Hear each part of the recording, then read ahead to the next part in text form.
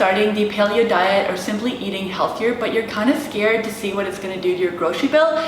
If so, definitely keep on watching this video to see how I eat paleo on a budget along with my favorite tips. Hello everyone, my name is Tanya. I'm a holistic health coach and I specialize in leveraging the paleo diet to optimize your health. If you believe that eating a micronutrient dense diet like the paleo diet is not possible without busting your budget, you'll be excited to see in this video that it is definitely possible. I've included some of my favorite meals in this video along with my top tips.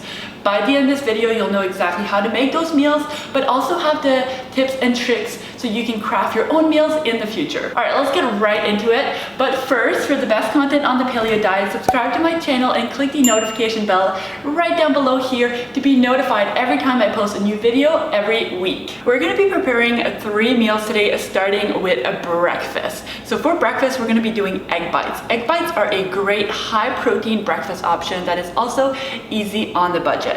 In this recipe, we're gonna be using eggs, of course, and some ground beef as the protein options. And those are honestly 2 of the most affordable protein options that you can get. When it comes to ground beef, you might have noticed that the leaner the ground beef is, the pricier it is. So naturally, the fattier, so like a medium ground beef, is a bit more affordable. But here's the thing, if you're trying to find the most affordable option, you're most likely looking at a conventional beef. And here's the problem with conventional beef. Well, one of the problems.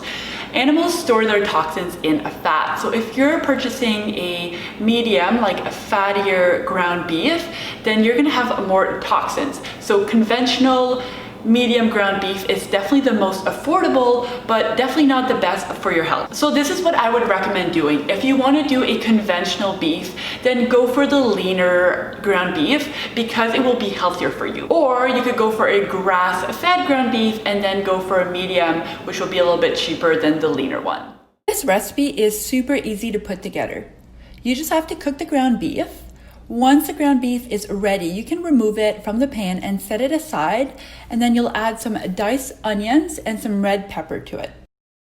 Saute the onions and red peppers for a bit until they soften up, and then you can add them with the ground beef. Next, you're going to divide the ground beef, veggie, and some chopped spinach into little muffin thins. I like to use the silicone ones because it is super easy to clean. Then I'm gonna whisk 12 eggs and pour it on top of the meat and veggie mixture. Pop it in the oven at 400 Fahrenheit degrees for about 25 minutes, and voila, you have yourself a healthy, cost-effective breakfast.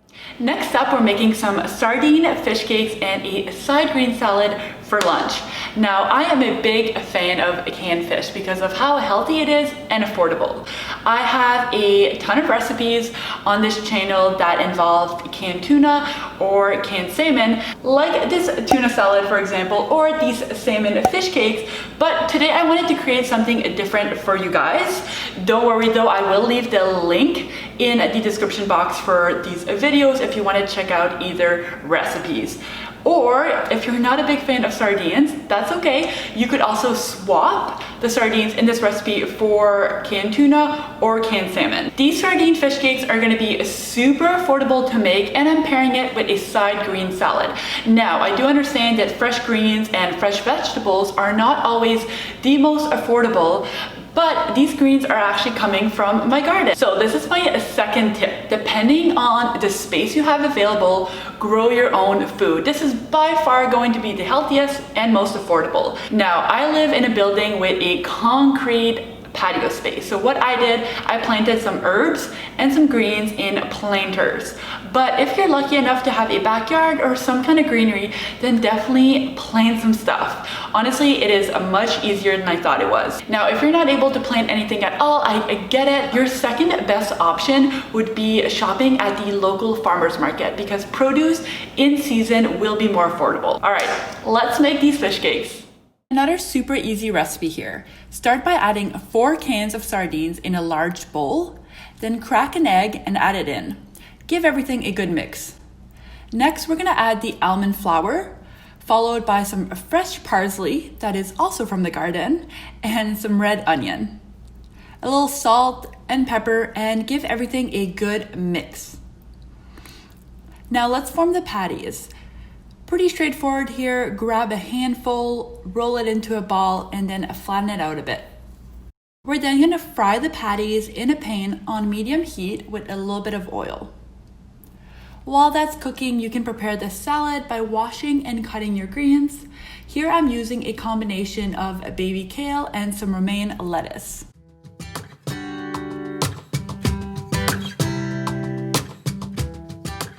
Next up, we have one of my favorite dishes, and that is a curry.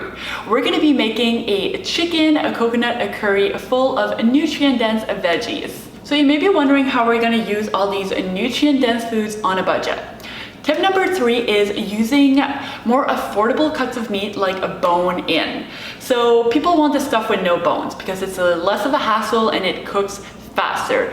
But naturally that makes it more expensive. My personal favorite is actually to cook a full chicken. So this is super cost effective, and as a bonus, you have some leftovers. If you know me, I'm all about leftovers and meal prepping. In fact, I do have a few videos on that, and I will link them down below, because by meal prepping, you are most likely not gonna eat out as much, and of course, that's gonna save you money. So I already went ahead and made the chicken. Today we're gonna be using the thighs for the curry, and I'll be using the breasts at some point for probably lunch later in the week. For the veggies, we're gonna be using a frozen veggie. So this is my 4th tip.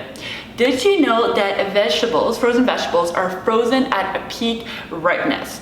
This does not only mean that they're gonna taste great, but that means that nutritionally they're at their best. So when the vegetables at like their peak ripeness, that's when they have the most vitamins and minerals. So it's often better nutrition-wise to consume frozen veggies. Today we're gonna be using a mix.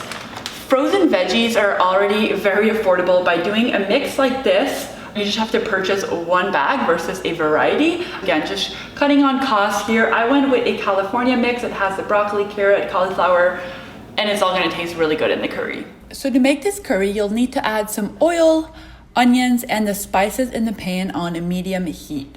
If you're not used to adding the seasonings right away, I highly recommend you give it a try. It makes the curry extra flavorful. Once the onions have softened up, we're gonna go right ahead and add in the veggies. I kind of allowed my frozen veggies to thaw out a bit, so they're not quite like fully frozen, but just allow the veggies to soften up. Once they're soft, we're gonna go ahead and add the chicken, some diced tomatoes, and a can of coconut milk. Mix everything well and then bring to a boil, and then lower down to a simmer and allow all the flavors to set in. You can serve the curry on its own, but I love pairing it with a cauliflower rice. So for cauliflower rice, you got 2 options. You can also find it in the frozen veggie section, and it is super affordable and honestly really convenient. Or I often check, and if cauliflower is on special, then sometimes that is the cheaper way to go. And then that's really easy. All you have to do is grate the head of cauliflower with like a cheese grater, and then saute it in some oil, a little bit of salt and pepper, and you have yourself some cauliflower rice.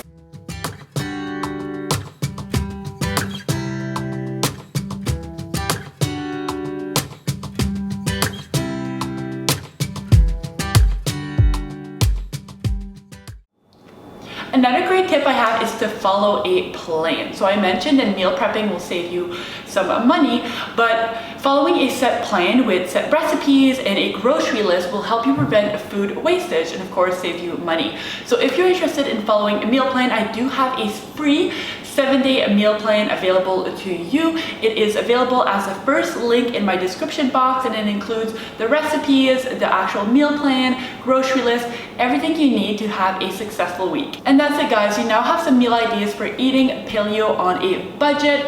Don't let money scare you from eating healthy. There are tons of options out there, starting with these 3 awesome meals. Let me know down below in the comments if you have any awesome money saving tips that I did not mention today. I would love to hear them. And if you like this video, I'd be so grateful if you could give it a thumbs up and subscribe. And if you know anyone that could benefit from watching this video, then definitely share it with them. Again, thank you so much for watching this video. I hope you all have a beautiful day, and I'll see you guys in the next one. Bye! I've been waiting all my life for someone like you, like you. I would watch the days go by, wasted in blue. I was out of use. Now every day